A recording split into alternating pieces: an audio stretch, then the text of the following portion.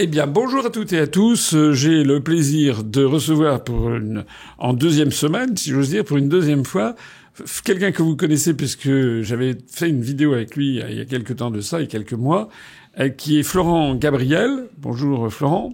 Bonjour. Qui est un spécialiste des crypto-monnaies, vous le savez, et notamment nous avions pas mal défriché le Bitcoin avec vous. Donc là, on va faire une vidéo qui ne va pas porter expressément sur le Bitcoin, même si on en parlera à la marge.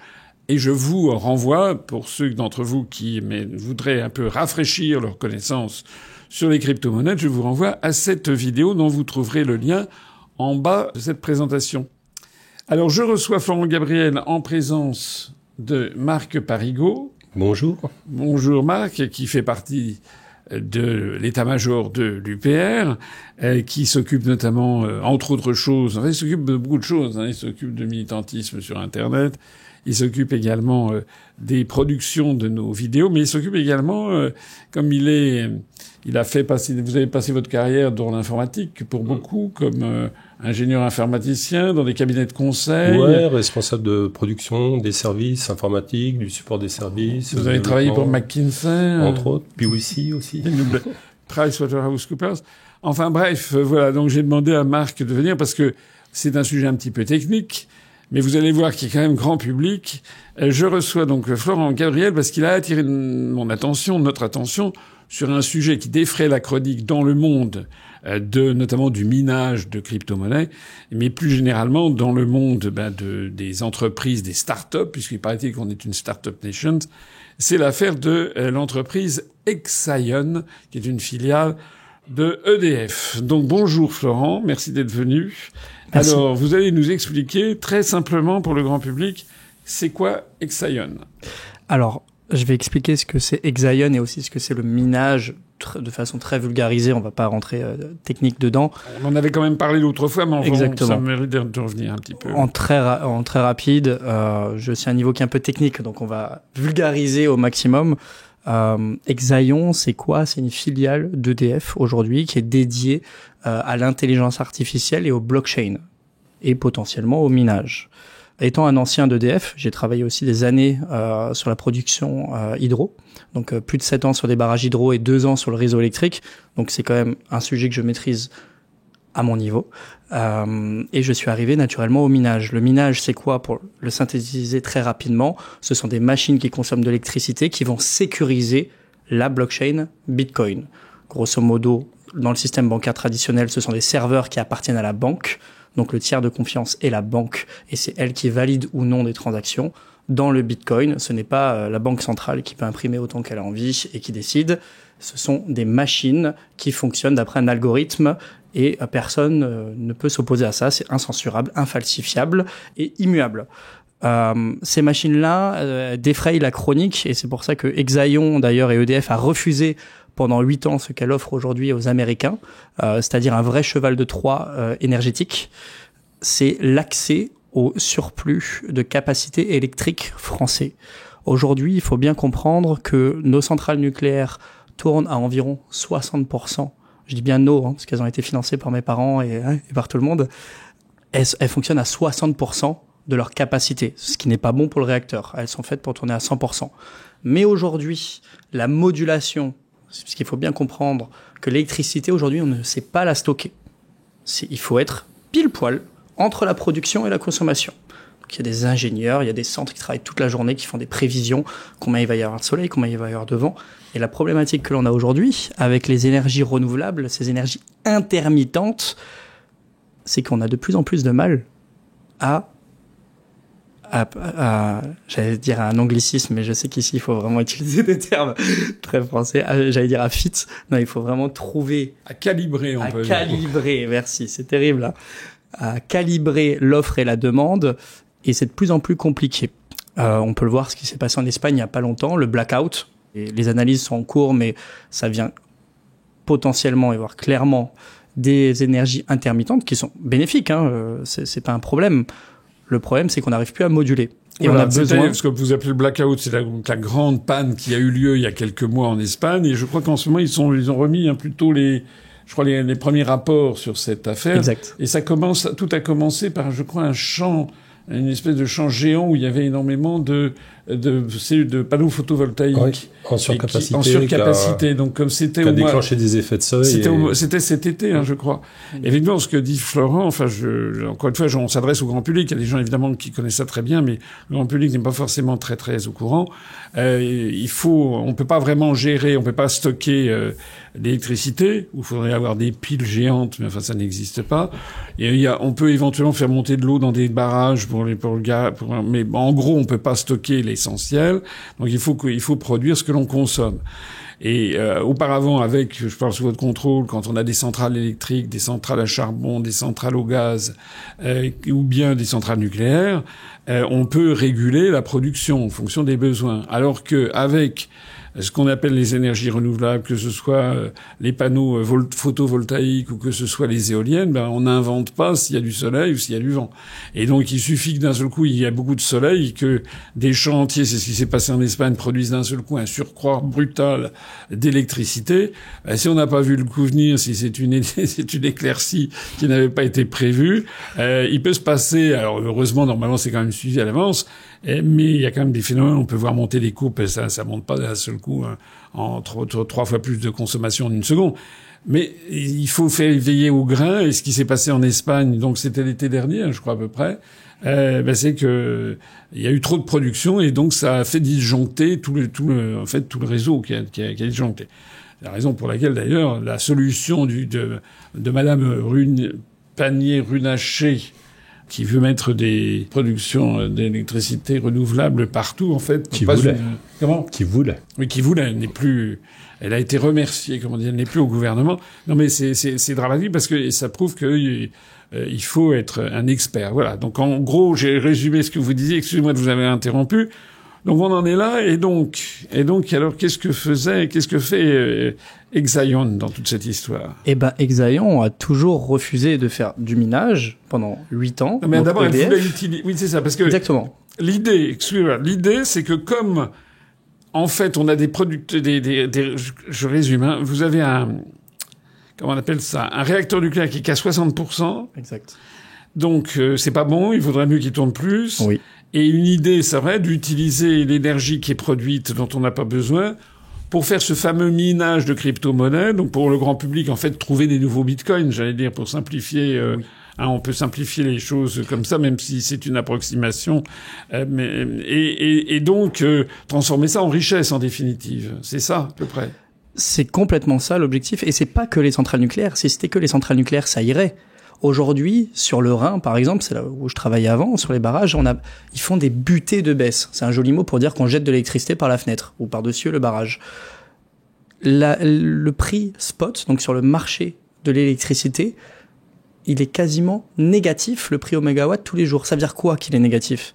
Ça veut dire que vous payez si vous envoyez de l'électricité sur le réseau. Parce qu'en fin de compte, le réseau ne tient plus. Il n'est plus stable. Donc, si vous envoyez de l'électricité, vous allez devoir payer. C'est une pénalité.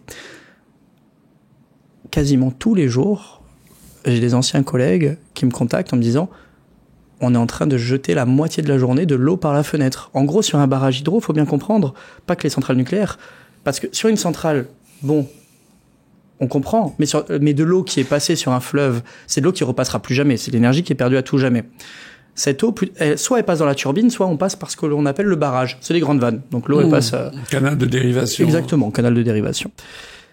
Et c'est tous les jours que le prix de l'électricité est négatif aujourd'hui. Donc c'est des sommes colossales qui sont perdues.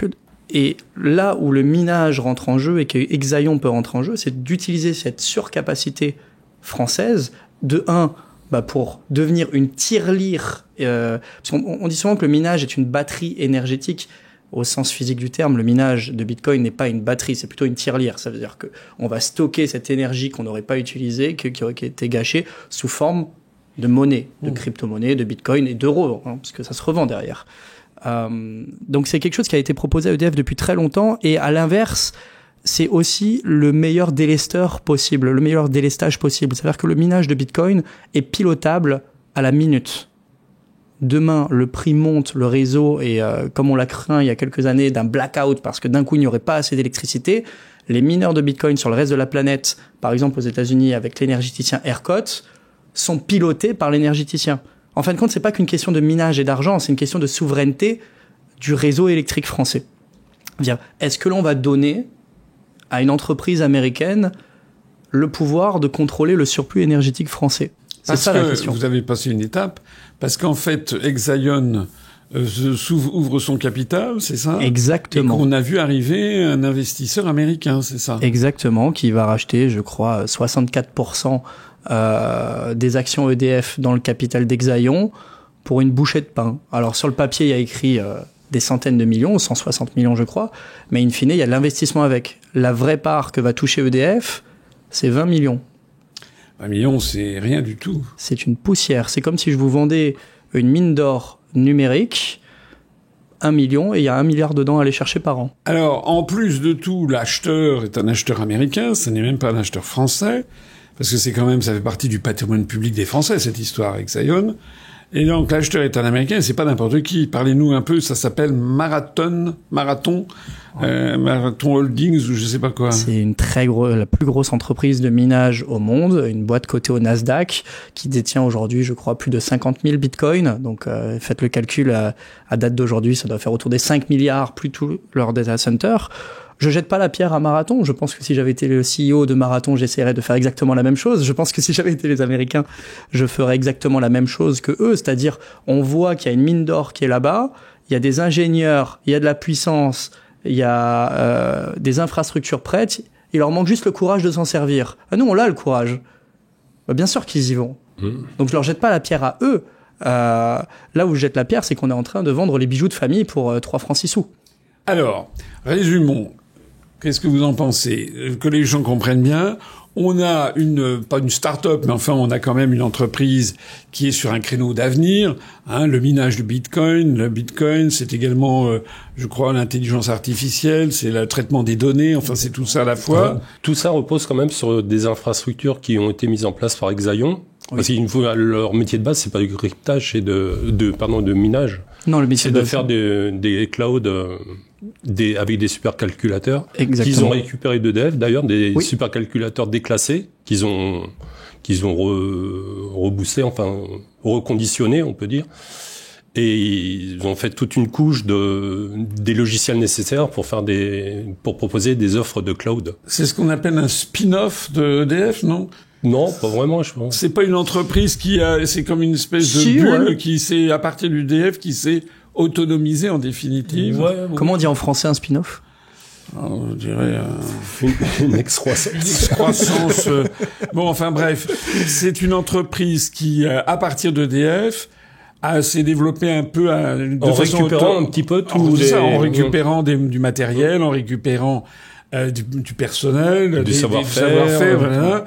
Et potentiellement l'énergie en surplus, quoi, en plus. Voilà, et qui a donc été on a dû probablement présenter ce projet comme ayant vocation à avoir une licorne ou je ne sais pas quoi. D'autant plus que toutes leurs infrastructures sont basées sur des logiciels open source. Donc ils dépendent de ce point de vue-là d'aucun éditeur étranger, quoi. Donc normalement, c'était le modèle du cloud souverain tel qu'on le rêve et tel qu'on le veut. Exactement. Et le cloud souverain européen dirigé par les Américains, c'est incroyable. Donc normalement, on a une entreprise qui est bien, bon. Et pourquoi d'abord elle ouvre son capital d'ailleurs? L'État ne peut pas faire son devoir d'actionnaire et lui injecter, plutôt que d'acheter 2 ou 3 missiles supplémentaires à Zelensky, on peut pas donner de l'argent à cette... On n'a plus d'argent, hein. Mais on en a pour Zelensky. Je sais que pour votre ami Zelensky, vous feriez tout, mais quand même. Il est plus gentil, peut-être, je sais pas.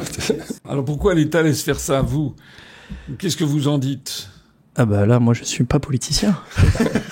Parce que alors si j'ai bien compris, cette affaire est sortie dans le grand public il y a quelques jours, quelques semaines. Voilà, donc tout le monde s'en empare. Voilà, tout le monde s'empare de ça. Et d'un seul coup, alors on va voir des politiciens d'un seul coup qui se drapent dans la dignité offensée. Comment peut-on brader une pépite française? C'est ça, hein, le truc. Oui, c'est un Alstom bis. C'est un petit Alstom. Ouais, un petit. Je suis pas sûr, hein. Ouais. Je suis pas sûr parce qu'en fin de compte, les calculs ont été faits par l'INBI, l'Institut National pour le Bitcoin, et ils vont ressortir un rapport la semaine prochaine. On parle de milliards annuels. C'est pas petit. Des milliards. Aujourd'hui, on voit le gouvernement, il est en train de chercher la moindre piécette sous une tasse. Donc des milliards, les laisser parler, c'est pas petit, c'est très gros. En fait, je pense que d'ailleurs c'est passé sous les radars de l'État parce que c'est petit. La vente est petite. La vente est très petite. On parle de 20 millions, c'est une poussière, c'est rien du tout. N'importe quel acteur privé comme nous ou mes confrères, on aurait pu y aller. C'est quelque chose qui a été demandé. C'est juste ce qui a été refusé à des entreprises françaises est offert sur un plateau aux Américains. Il n'y a pas eu d'appel d'offres, il n'y a rien eu du tout. Enfin, on a quand même du mal à comprendre parce que d'après mes connaissances, quand il y a des participations de l'État, il y a un service justement qui gère les participations de l'État à la direction du Trésor. Et normalement, les gens qui sont à la direction du Trésor, normalement, sont quand même des gens qui ont un cortex cérébral développé, qui ont fait, non pas seulement les noms, mais il y a aussi des polytechniciens, il y a des ingénieurs, il y a des financiers, il y a des banquiers. Donc comment est-il possible qui a pris la décision en définitive de dire bon ça vaut 20 millions alors que vous nous expliquez que ça vaut peut-être plusieurs milliards? Qui a pris cette décision? J'aimerais bien savoir. Et il est évident s'il n'y a pas eu d'appel d'offres, c'est un petit peu nébuleux. Il est évident que l'on ne peut pas ne pas avoir à l'esprit l'idée d'une gigantesque corruption, en fait. C'est évident. On a affaire à des gens qui sont quand même à la pointe de tout ce qui est M&A, fusion-acquisition, etc. Des gens qui sont conseillés par des banques d'affaires. Donc on va pas me faire croire qu'ils découvrent d'un seul coup la valeur d'une entreprise comme celle-là. En fait, il faut bien comprendre que sur le papier, on peut faire dire ce que l'on veut. Les chiffres, c'est comme les hommes. Si on les torture, on peut tout leur faire dire. Exaion n'était pas rentable. C'était une perte pour EDF parce qu'ils exploitaient pas ce surplus de capacité électrique. Maintenant, ils en parlent de le faire. Donc c'était, je pense, très facile de le laisser sous les radars et de faire passer le truc en me disant, alors de toute façon je conditionne, parce que je suis pas dans la tête, on n'est pas du tout dedans. Mais de dire, ça vaut rien, le mec qui le prend 20 millions, jackpot, on s'en débarrasse. Sans après, se rendre compte. Non plus, hein. C'était fondé en 2020. 2020, c'est très récent. C'est très récent. Laisser le temps aussi Effectivement, c'est très récent. Donc, je pense que c'est passé sous les radars. Effectivement, maintenant qu'il y a eu un holà de l'ADAN, l'Association des actifs digitaux, et de l'INBI et de plusieurs personnes, j'ai pas l'acronyme exact, je crois que c'est le IEF, les investissements en France, étrangers en France, qui s'est emparé de l'affaire et qui a gelé la transaction pour le moment. Donc c'est pas fait et qui sont en train d'analyser. Donc c'est pas fait, mais il y a un seuil où ça passait sous ce seuil et personne ne s'en rendait compte. Et heureusement, alors on va me demander oui, mais du coup c'est quoi la solution? Est-ce qu'on dit tous pas content, ça sert à rien de dire pas content, c'est quelle est la solution en face. Je vois bien quelqu'un faire des manifestations tous les samedis entre le 5e et 6e arrondissement en faisant défiler les gens pour nourrir les chiffres d'affaires des cordonniers. Ça, je vois ça d'ici, oui. Mais ça ne résout pas le problème. Donc, qu'est-ce que vous conseillez? Nous, ce que l'on conseille, et je dis nous parce que je peux parler au nom de mes confrères aussi, comme on en a discuté longuement, on est quand même plusieurs entreprises de minage. D'un côté, on pourrait penser à nous, on pourrait dire oui, nous on est des entreprises françaises, on a envie d'y aller, ou ouvrez le capital. Mais en tant qu'ancien fonctionnaire, pourtant aujourd'hui je suis patron d'entreprise, capitaliste, j'ai quand même la notion du service public. Quand je redémarrais les machines la nuit, ça voulait dire quelque chose. On était utile. Et si on a un minimum d'honnêteté intellectuelle aujourd'hui, la meilleure des solutions, c'est qu'EDF le fasse soi-même. Qu'ils apprennent le savoir avec nous. Avec nous, les boîtes françaises, même s'ils nous laissent quelque part à grignoter de ce magot, mais qu'en tout cas, ça part pas. Parce que ça a été payé par nos parents, par nos proches, par tout le monde. C'est quelque chose qui permet, quand il y aura le grand carénage à faire, et toutes ces centrales nucléaires à démanteler, à refaire, à reconstruire des nouvelles, ils vont faire quoi? Ils vont encore augmenter l'électricité de mon père? Enfin, de tout le monde? Ou il y a des milliards à aller chercher, ils les cherchent pas. On marche un peu sur la tête, d'ailleurs, parce que je pensais tout à l'heure quand vous nous expliquiez qu'il faut payer pour mettre de l'électricité que l'on a produit en trop sur le réseau. Moi, je trouve qu'il faudrait à ce moment-là payer les Français pour qu'ils consomment l'électricité. Comment se fait-il qu'en France, le prix de l'électricité soit si cher, alors qu'en fait, si j'ai bien compris votre système, il faudrait payer les Français pour qu'ils daignent bien en consommer au bon moment? Alors là, c'est un fonctionnement de l'électricité qui est un peu plus complexe, c'est-à-dire que il y a EDF obligation d'achat qui est sur le marché spot, qui est le marché réel. Je pense pas que les gens ont envie de consommer avec un prix qui est autant variable que la bourse de l'électricité. On peut regarder maintenant, il va peut-être être à 200 € le mégawatt, ce qui est fait ce qui est beaucoup trop cher au kilowattheure. Et par moment, il va être à 0, au moins à moins 10. Est-ce qu'il y a des gens qui ont envie de pas savoir quand qu'ils ont un écran de bourse dans leur cuisine, on peut avoir des tarifs, savoir quand est-ce qu'ils vont allumer la cafetière. Je suis pas sûr qu'il y a un tarif bleu, qu'il y a un tarif régulé. Il y a quand même des tarifs de nuit qui étaient faits par EDF. Oui, pour simplifier la chose, mais le marché, il est tellement fluctuant. On peut avoir un pic à 19h à moins 40 € le mégawatt, c'est-à-dire que vous êtes payé si vous consommez. Et à l'inverse, 1 heure après, on peut être à 150 € le mégawatt. Donc, c'est quand même quelque chose de compliqué, mais effectivement, aujourd'hui, ils construisent des bancs de charge, des grosses résistances. Quand le réseau il est en surplus, il y a des grosses résistances qui se mettent à chauffer. Voilà. Quelque part, qui coûtent des millions. Ouais, c'est ça le réchauffement climatique. Peut-être. Bon, en conclusion, moi, ce que je voudrais dire, c'est que finalement, on comprend bien que si vous n'étiez pas là, s'il n'y a pas un certain nombre de lanceurs d'alerte qui travaillent dans le domaine du Bitcoin, des crypto-monnaies, finalement, cette affaire aurait pu ne jamais sortir. Et si je comprends bien, c'est un joyau qui a été une espèce de perle produite, sécrétée par EDF sans s'en rendre compte, qui s'est autonomisé, qui a trouvé des nouveaux marchés, qui pourraient justement bénéficier d'une électricité surabondante pour faire ce travail de minage et qui permet de transformer en fait cette électricité surabondante en richesse, en sonnante et trébuchante. En fait, si je comprends bien, on risque de se faire plumer, voilà. Et les Français risquent encore une fois de se faire plumer. Et moi, ce que je voudrais dire, c'est que j'y vois, je parle sous votre contrôle, là, tous les deux, j'y vois quand même fondamentalement deux choses qui ont énormément changé depuis 40 ans. La première chose, c'est la libre circulation des capitaux. Parce que s'il n'y avait pas la libre circulation des capitaux, Marathon et machin chose, ils peuvent aller se faire cuire un œuf.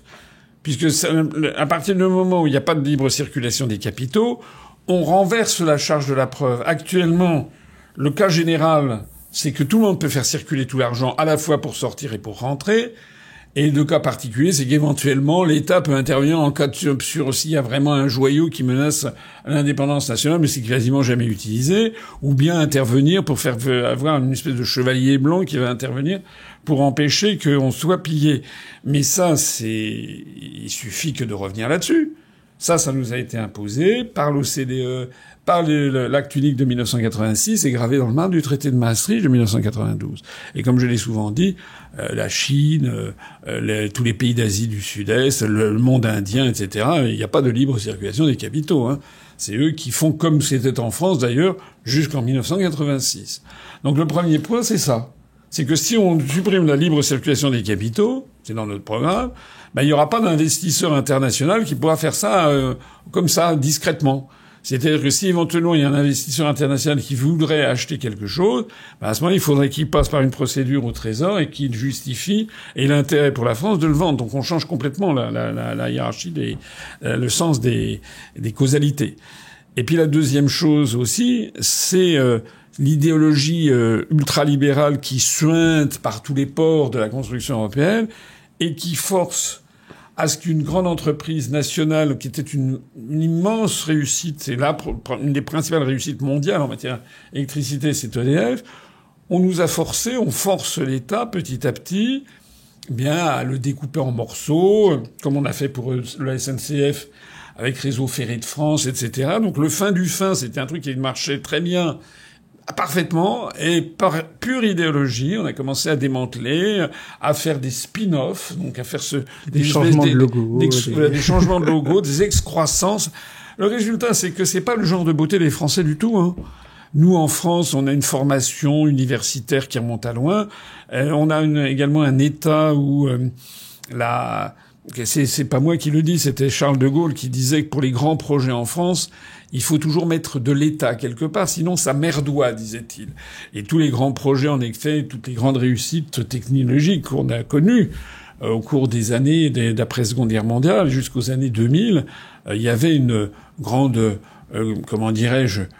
connivence, convergence d'intérêts entre l'État et puis des entrepreneurs privés, parfois publics, que ce soit l'électricité nucléaire, que ce soit l'industrie militaire, spatiale, que ce soit l'industrie spatiale, l'industrie aéronautique, que ce soit, par exemple, avec Airbus, ou que ce soit le Concorde, que ce soit l'industrie ferroviaire avec le TGV. Dans tous ces domaines, on était les premiers du monde, en fait. Moi, je suis d'une génération où, quand j'accompagnais Chirac en Chine, on vendait, et on était fiers de vendre le TGV et des Airbus que les Chinois ne savaient pas faire. Je remonte pas, je parle pas du Pléistocène, ni de l'homme de Néandertal. Je parle d'un voyage qui a eu lieu en 1996, c'était il y a 29 ans. Et en 29 ans maintenant, on est complètement à Kia. Vous avez vu que c'est les Chinois qui maintenant développent à toute allure dans tous les domaines, que ce soit en matière de BTP avec le pont le plus haut du monde. Les trains, maintenant, ils font des trains à sustentation magnétique qui vont faire du 1000 km/h entre Pékin et Shanghai, que ce soit en matière aéronautique, je viens de le dire, aérospatiale, avec des drones.